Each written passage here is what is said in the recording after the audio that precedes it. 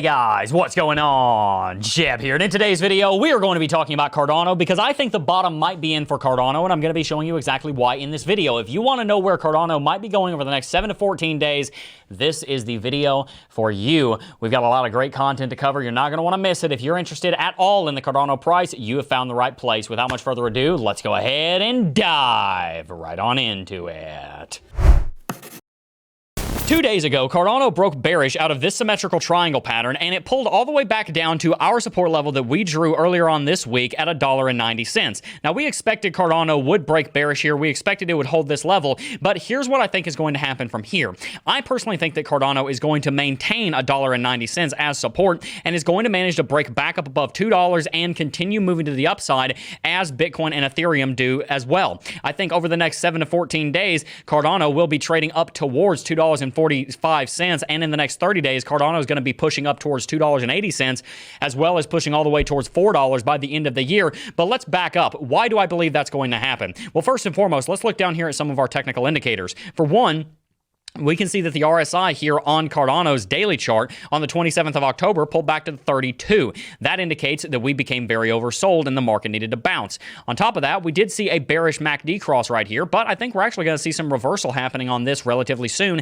If Cardano is even able to trade at $2, that will likely continue to reverse. On top of that, if we look at the Lux Oscillator here, we can see that despite 2 days of downward movement since we've been moving to the downside, Lux Oscillator for the most part has been moving to the upside and trading sideways. We're also seeing a higher low form compared to what we saw in late September, which could indicate that we're seeing an uptrend form there. On top of all of that, if we look at Lux Algo right here, we can see that we are actually pretty close to the support zone on Lux Algo Premium, and we've also had a take profit signal for all of you guys that have been shorting ever since this sell signal came into play. Remember, you can use coupon code Jebb, J-E-B-B, to get 20% off at checkout for Lux Algo if you are interested. But there are a few other reasons why I think that the bottom might be in. One of them has to do with our moving averages, and if we go ahead and take a look here at a couple of very important moving averages, especially the 200 daily exponential, you can see that Cardano has bounced bullish off of this and looks to be moving to the upside. Now, even looking down here on the 12-hourly chart, we can see